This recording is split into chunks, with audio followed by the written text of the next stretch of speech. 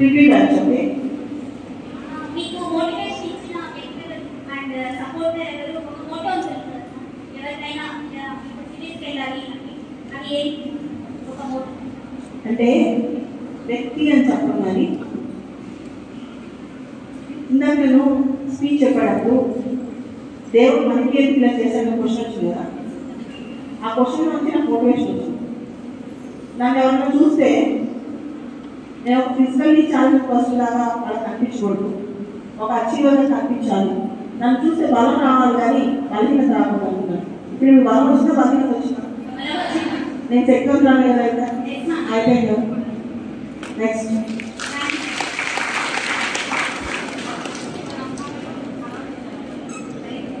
Good morning. పేరు జయ.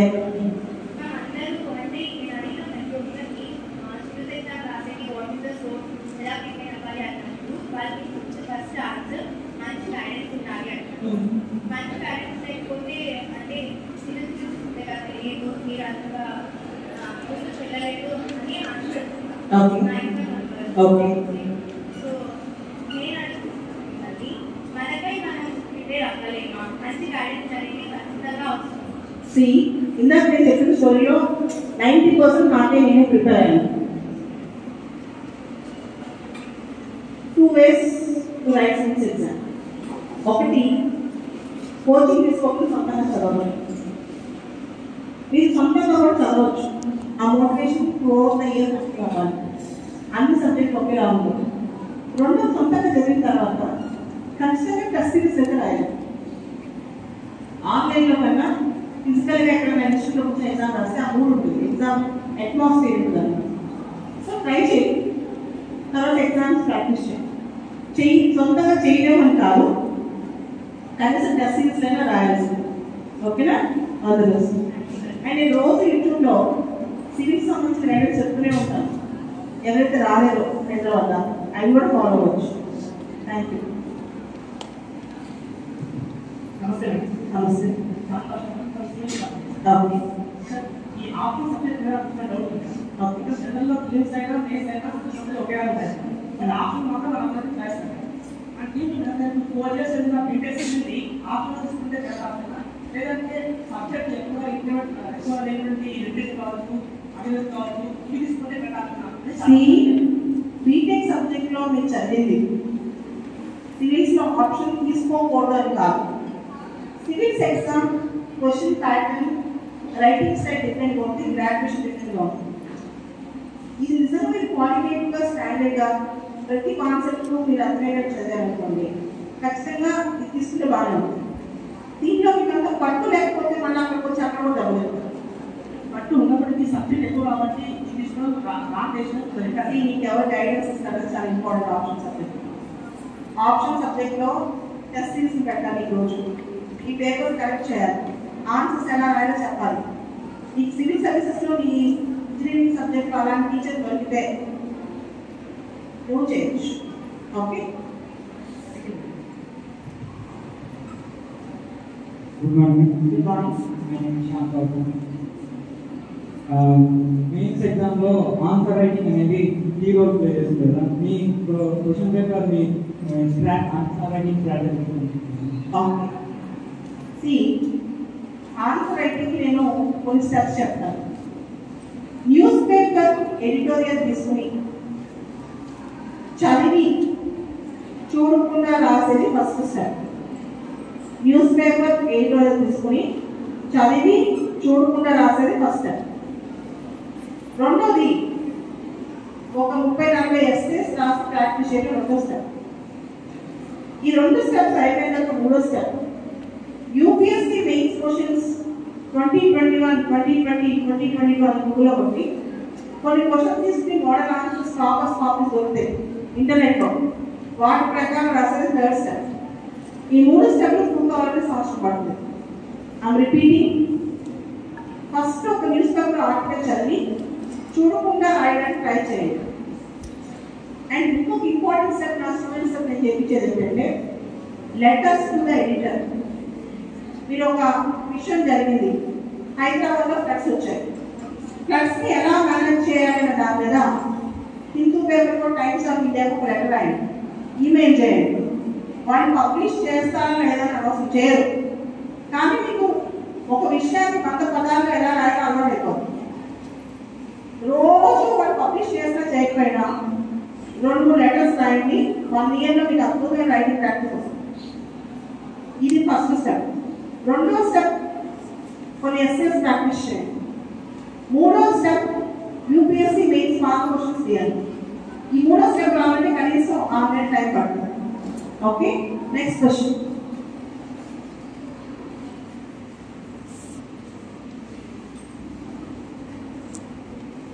This is Karishma ma'am. I'm from PUC 1. Actually, I know you are coming by Saturday. Then I started realizing to ask the doubts to you. I'm very happy to see you in our advocate family, ma'am. Most of the IAS officer does not clear their first level. ఈ question అర్థమైంది. First question, ఎందుకు చాలా మంది first టైంలో clear చేయలేకపోతున్నారు? Yes, ma'am. What are the reasons? Problem ఏంటంటే ఇప్పుడు డైరెక్ట్గా ఏం చదవకుండా వచ్చి 1 ఇయర్లో ఫస్ట్ టైం రాసాం అనుకో, 90% ఫస్ట్ టైం క్లియర్ అవ్వదు. ప్రాపర్ ప్లానింగ్, ప్రాపర్ ప్రిపేర్ అయ్యి ఏం చదవాలి ఎలా చదవాలి తెలిసి చదివి రాసాం అనుకో క్లియర్ అయ్యే ఛాన్స్ ఉంది. మెయిన్ థింగ్ ఏంటంటే ఈ పరీక్ష గురించి అర్థం చేసుకోకుండానే అటెంప్ట్ ఇచ్చేస్తారు, పరీక్ష గురించి సరిగ్గా తెలియకుండా అటెంప్ట్ ఇచ్చేస్తారు కదా. సో ఇమీడియట్గా ఏం చేయాలంటే పరీక్ష గురించి ఎంకరేజ్ చేసి ప్రాపర్గా ప్రిపేర్ అయ్యి ఫిలిమ్స్కి మెయిన్స్కి ప్రిపేర్ అయిన తర్వాత అటెంప్ట్ ఇవ్వాలి. అది ముందు చిక్కురించి ప్లాన్ చేస్తే ఫెయిల్ అవుతుంది ఫస్ట్ గ్యారంటీగా. Okay, Which subject is your optional? నా సబ్జెక్ట్ పొలిటికల్ సైన్స్. నేను already topper political science, T29 out of 100.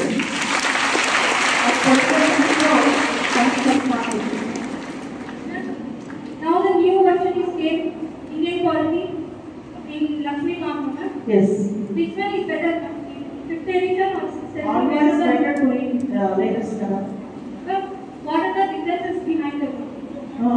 What are the differences behind them? 5th అంటే edition. లేటెస్ట్ సెక్షన్ కొత్త కేసెస్ యాడ్ చేస్తారు, కొత్తగా జరిగిన క్వాలిటీలో ఇష్యూస్ యాడ్ చేస్తారు. మంచిదే కదా అది. సుప్రీంకోర్టు జడ్జిమెంట్స్ అమ్మా, తర్వాత న్యూస్ పేపర్ రన్నింగ్ ఇష్యూస్ కూడా కొన్ని అక్కడ కనెక్ట్ చేస్తారు. So 5th edition latest edition ఎప్పుడైనా మంచిది. Okay, Thank you. Any other question?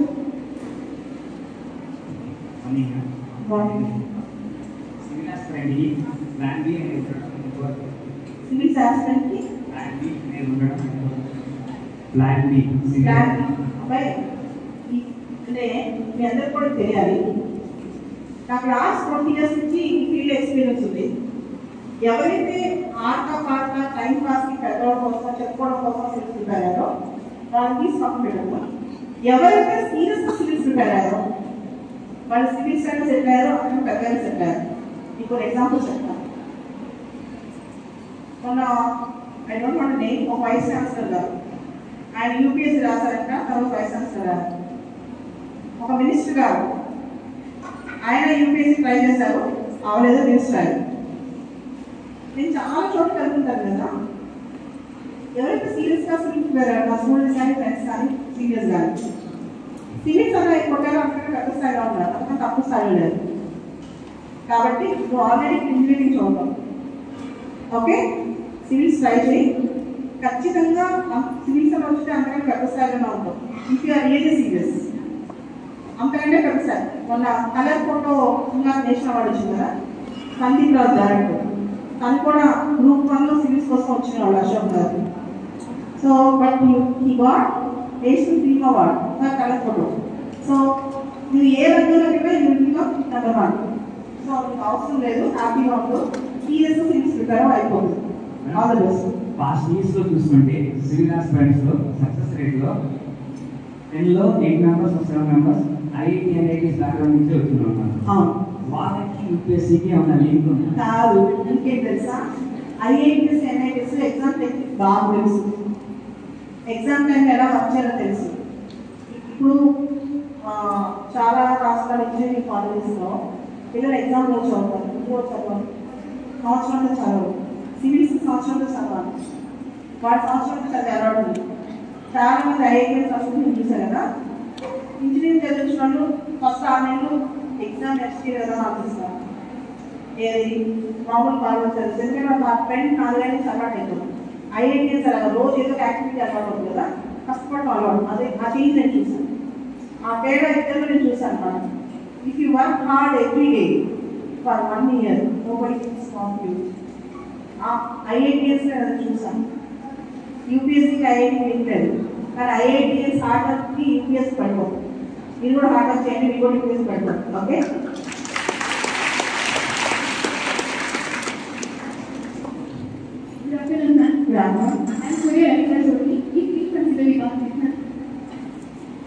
Starting stage లో ఉన్నప్పుడు కొన్నిసార్లు ప్లాన్ చేసుకున్న థింగ్స్ ని సరిగ్గా ఎగ్జిక్యూట్ చేయలేక ఒక కైండ్ ఆఫ్ కన్ఫ్యూజన్ స్టేజ్ లో వెళ్ళిపోయి సెల్ఫ్ మోటివేషన్ అనేది డౌన్ అవుతుంది.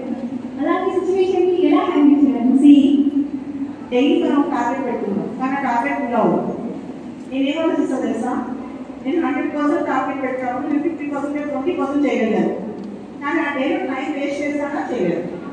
100% ఎఫర్ట్ పెట్టానా పెట్టలేదు, నేను అంతా ఆలోచిస్తాను. నా టార్గెట్ 100% రీచ్ అయినా లేదా కన్నా నేను నా టార్గెట్ కోసం 100% పని చేశాను లేదా నాకు important. If I work hard and 100% full everything, then I will never regret about the results.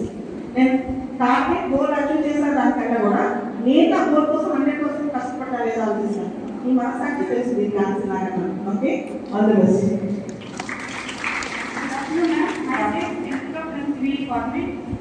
Graduation లెవెల్లో ప్రిపరేషన్ స్టార్ట్ చేయమని ఎంతవరకు కరెక్ట్? ఒకవేళ చేస్తే అకాడమిక్స్ ని ప్రిపరేషన్ ని ఎలా బ్యాలెన్స్ చేస్తారు? అసలు గ్రాడ్యుయేషన్ లెవెల్లో స్టార్ట్ చేయకపోతే గ్రాడ్యుయేషన్ తర్వాత 3 years పడుతుంది. రెండోది, ఈ అకాడమిక్స్ తగ్గించుకుని కాంప్రమైజ్ అయ్యి ప్రిపేర్ అవ్వదు. అకాడమిక్స్తో పాటే రోజుకి 1/2 hour 1 hour ఈ లీజర్ టైంలో ప్రిపేర్ అవ్వండి. గ్రాడ్యుయేషన్ మీకు ఎగ్జామ్ టైంలో 80% సిరీస్ ఉండిపోవద్దు. ఎప్పుడైతే మీకు ఎగ్జామ్ లేవో, ఎప్పుడైతే మీకు నార్మల్ డేస్ ఉంటాయో అప్పుడు రోజు కొంచెం టైం పెట్టి చదవడానికి సరిపోతుంది. Okay, all the best. Morning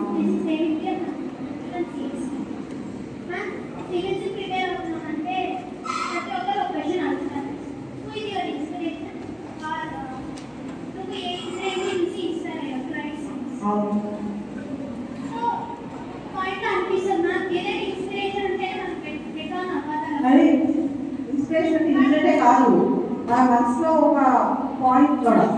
నువ్వు ఫర్ ఎగ్జాంపుల్ మీరు చదువుతా అనుకున్నావా? ఎందుకు చదువుతున్నావు చెప్పు, నాకు చెప్పు. ఎందుకు చదువుతా అనుకున్నావు?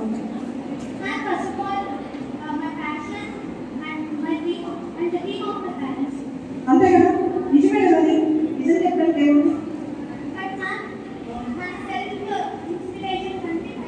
అలా ఏం లేదు. పీపుల్కి ఇన్స్పిరేషన్ లెవెల్స్, ఇన్స్పిరేషన్ కంటే డిఫరెంట్గా ఉంటుంది. నీకు ఇన్స్పిరేషన్ నీ ప్యాషన్ నీ పేరెంట్స్, నాకు నా ఇన్స్పిరేషన్ నా లైఫ్, ఇంకొకరికి ఇన్స్పిరేషన్ ఇంకొక ఇన్సిడెంట్, ఇంకొకరికి ఇన్స్పిరేషన్ కలెక్టర్ స్పీచ్ ఇచ్చినప్పుడు ఒక్కొక్కరికి ఒక ఉంటుంది. నీవు వచ్చిన ముందు be your own, don't try to emulate someone. నీకు నువ్వే వచ్చినవి ఉంటుంది. ఓకేనా? Next question.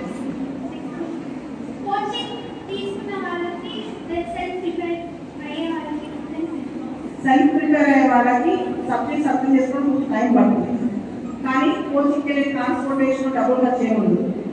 కోచింగ్కి వెళ్ళే వాళ్ళకి రెగ్యులర్ క్లాసెస్ ఉంటాయి కాబట్టి వాళ్ళకి అక్కడ టీచర్స్ ఉంటారు అసిస్ట్ చేయడానికి. ఈ రెండే సివిల్స్ కొట్టవచ్చు, కష్టమైతే ఏం కాదు, నాట్ ఇంపాసిబుల్. కొన్ని టాపిక్స్ కొంచెం అర్థం చేసుకోవడం కష్టం ఉంది, కానీ పాసిబుల్ సివిల్స్ కొట్టవచ్చు. Okay, good morning.